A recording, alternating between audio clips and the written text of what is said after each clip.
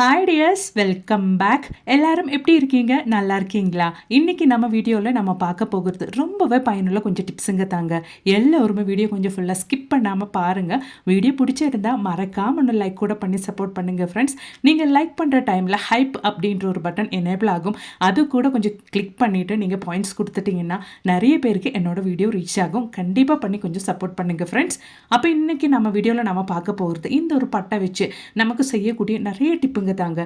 இந்த ஒரு பட்டை நம்ம கிச்சனில் இருந்தால் நம்ம வீட்டில் பல்லி தொல்லை, எலி தொல்லை, கரப்பான் தொல்லை, பெருச்சாழி தொல்லை எல்லாம் இருக்கவே இருக்காது. நிறைய விஷயத்துக்காக இந்த ஒரு பட்டை நம்ம பயன்படுத்துவோம். சாதாரணமாக பிரியாணிக்கு, அது மட்டுமே இல்லாமல் குழம்பெல்லாம் செய்யறதுக்கு தான் நம்ம இது பயன்படுத்துவோம். அது இல்லாமல் நிறைய டிப்ஸை நம்ம இந்த ஒரு வீடியோவில் பார்க்க போகிறோங்க. அதுக்காக வேண்டிட்டு தேவையான அளவுக்கு கொஞ்சம் பட்டை நான் இந்த மாதிரி குட்டி குட்டியாக பொடிச்சு இந்த மாதிரி மிக்சி ஜாரில் போட்டு விடுறேங்க. அதுக்கப்புறமேட்டு நம்ம நல்லா ஒன்று பொடிச்சு எடுத்துக்கலாம். இந்த பட்டை டயட்டில் இருக்கிறவங்களுக்கெல்லாம் டெய்லி டீலேயோ அப்படி இல்லைன்னா தண்ணியிலையோ மிக்ஸ் பண்ணிவிட்டு காலையில் எம்டி ஸ்டொமக்கில் குடிச்சிட்டு வந்தாங்கன்னா நல்ல வெயிட் லாஸ் இருக்குங்க. நீங்கள் கண்டிப்பாக ஒன்று ட்ரை பண்ணி பாருங்கள். அப்போ நமக்கு பட்டை பொடிச்சு எடுத்துகிட்டு வந்துடலாம். அதுக்கு முன்னாடி நம்ம வீட்டில் இந்த மாதிரி நிறைய அரிசியெல்லாம் நம்ம ஸ்டோர் பண்ணி வைக்கிற டைமில் ஒரு துண்டு பட்டை இந்த மாதிரி அதுக்குள்ளே போட்டு வச்சிட்டிங்கன்னா எவ்வளோ வருஷம் ஆனாலும் அதில் வண்டு பூச்சி எல்லாம் போகவே போகாதுங்க. கண்டிப்பாக ட்ரை பண்ணுங்க.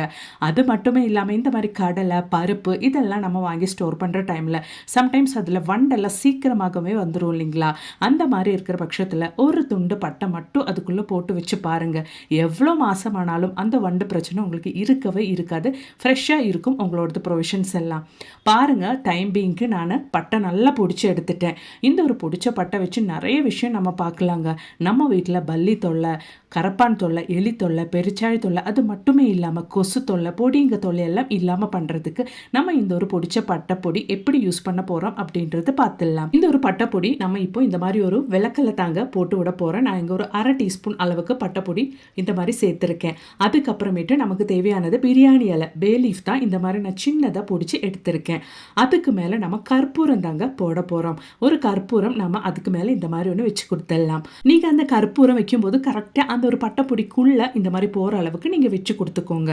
அதுக்கப்புறமேட்டு நம்ம அந்த ஒரு கற்பூரம் இந்த மாதிரி பற்ற வச்சுக்கலாம். நம்ம கற்பூரம் பற்ற வைக்கிற டைமில் அந்த ஒரு பிரியாணி இலையும் அது மாதிரி கற்பூரம் நம்ம நல்லா அந்த ஒரு பட்டை பிடிச்சதுக்குள்ளே வச்சதுனால அந்த ஒரு பட்டை பிடிச்சதும் சேர்ந்து எரியும் போது நல்ல ஒரு ஸ்மெல்லு இருக்குங்க. கற்பூரம் அது மாதிரி பே லீஃபு நம்ம பிடிச்சி சேர்த்துருக்கிற அந்த ஒரு பட்டையெல்லாம் சேர்ந்து எரியும் போது ஒரு புகை வருங்க.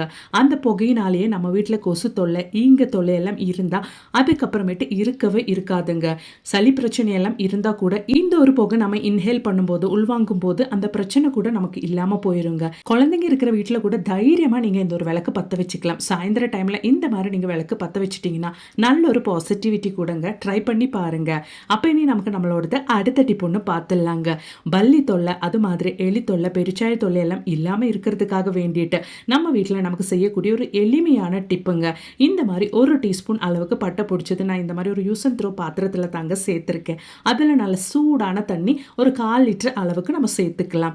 அப்போ தான் சீக்கிரமாக நமக்கு அந்த ஒரு பட்டை பிடிச்சது அந்த தண்ணி கூட நல்லா மிக்ஸ் ஆகி கிடைக்கும். இதோடவே நம்ம இப்போ சேர்த்து கொடுக்க போகிறது டெட்டால் தான். டெட்டால் நாம ஒரு 1/2 மூடி அளவுக்கு சேர்த்து கொடுத்துடலாம். அதாவது ஒரு 1/2 டீஸ்பூன் அளவுக்கு சேர்த்து கொடுத்துடலாங்க. அது கூட மிக்ஸ் பண்ணிக்கலாம். நம்ம டெட்டால் சேர்த்து நல்லா மிக்ஸ் பண்ணதுக்கு அப்புறமேட்டு நம்ம இப்போ சேர்க்க போகிறது சிந்தட்டிக் வினெகர் தாங்க. சிந்தட்டிக் வினெகர் நம்ம ஊறுகாய்க்கெல்லாம் பயன்படுத்துகிற அந்த ஒரு வினெகர் தான் இது. இந்த ஒரு சிந்தட்டிக் வினெகர் நம்ம ஒரு 3 டேபிள் ஸ்பூன் அளவுக்கு ஊற்றிக்கலாங்க. அதாவது ஒரு 1/4 கிளாஸ் அளவுக்கு ஊற்றிட்டு நல்லா நம்ம ஒன்று மிக்ஸ் பண்ணி விட்டுடலாம். இந்த ஒரு சிந்தட்டிக் வினெகர் கூட ஊற்றுற டைமில் அந்த டெட்டாலும் எல்லாம் சேர்ந்து ஒரு கெமிக்கல் ரியாக்ஷன் லைட்டாக ஒரு நுர மாதிரி வந்துடுங்க. நல்ல ஒரு ஸ்மெல்லும் இப்போ வருது. இது கூடவே நம்ம இப்போ சேர்த்து கொடுக்க போகிறது பூண்டு தாங்க. 2 பல்லு பூண்டு நான் நல்லா இடிச்சிட்டு, இடிகளில் போட்டு இடிச்சிட்டு அது தான் சேர்த்து கொடுக்குறேன். இந்த மாதிரி நம்ம சேர்த்து கொடுத்ததுக்கு அப்புறமேட்டு நல்லா ஒன்று மிக்ஸ் பண்ணி விட்டுக்கலாம்.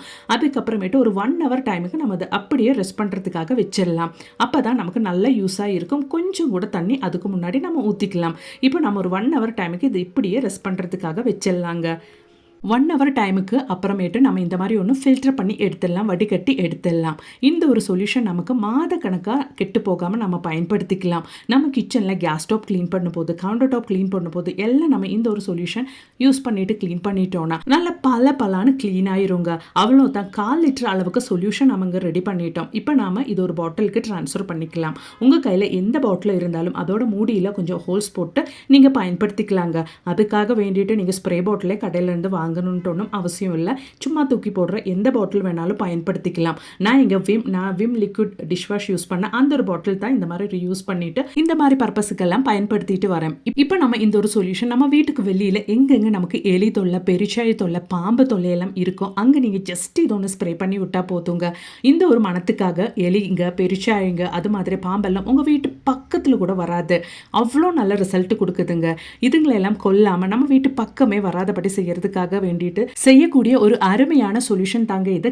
ஒரு சொல்யூஷன் நீங்கள் கேஸ் ஸ்டோவ் க்ளீன் பண்ணும்போது, கவுண்டர் டாப்பு, அது மாதிரி கிச்சன் சிங்க் எல்லாம் க்ளீன் பண்ணும்போது பயன்படுத்திட்டீங்கன்னா பல்லி தொல்லை, கரப்பான் தொல்லையெல்லாம் நமக்கு இருக்கவே இருக்காது. ட்ரை பண்ணி பாருங்க. அப்போ இனி நமக்கு ரொம்பவே ஈஸியாக செய்யக்கூடிய ஒரு ஹெல்தியான பிரேக்ஃபாஸ்ட் ரெசிபி கூட பார்த்துடலாங்க.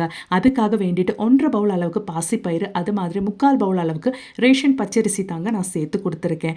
நல்லபடியாக நம்ம இப்போ சேர்த்து கொடுத்த இன்க்ரீடியன்ஸ் எல்லாம் வாஷ் பண்ணி எடுத்துடலாம். அதுக்கப்புறமேட்டுட்டா நம்ம தண்ணி ஊற்றி ஊற வைக்க போகிறோம்.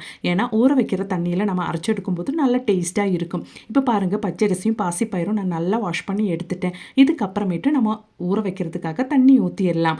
ஒரு 4 ஹவர் டைமுக்கு நம்மளோட பச்சரிசியும் பாசிப்பயிரும் நம்ம ஊற வச்சிடலாங்க. ரொம்ப டேஸ்டியான ஒரு தோசைங்க இது. அதுவும் ரொம்ப ஹெல்த்தியாக இருக்கும். டயட்டில் இருக்கிறவங்களுக்கும் ரொம்ப ஹெல்ப்ஃபுல்லாக இருக்குங்க இந்த ஒரு ரெசிபி செஞ்சு சாப்பிடும்போது. அப்போ நம்ம இது க்ளோஸ் பண்ணி ஒரு 4 ஹவர் டைமுக்கு ரெஸ்ட் பண்ணுறதுக்காக வச்சிடலாம். 4 ஹவர் டைம் முடிஞ்சிருச்சு. நான் நல்லா மிக்ஸி ஜாரில் போட்டு அரைச்சி எடுத்துட்டேங்க.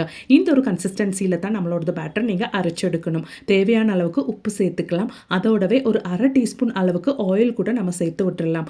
ஆயில் நம்ம இந்த டைமே சேர்க்கும் போது நம்ம தோசை ஊற்றி எடுக்கும்போது நல்ல கிறிஸ்பியாக இருக்குங்க. ஏன்னா இதில் நம்ம பச்சரிசியும் பாசிப்பயிரும் மட்டும்தான் சேர்த்துருக்கோம். அதனாலேயே தோசை நல்லா கிறிஸ்பியாக வர்றதுக்கு தான் இந்த ஸ்டேஜ்லேயே நம்ம கொஞ்சம் ஆயில் ஆட் பண்ணியிருக்கோம். நல்லா ஆயில் சேர்த்ததுக்கு அப்புறமேட்டு இந்த மாதிரி ஒன்று மிக்ஸ் பண்ணிக்கோங்க. காலையில் தான் நான் மாவை அரைச்செடுக்கிறேன். இது நமக்கு புளிக்க வைக்கணும்ட்டு அவசியமே கிடையாது.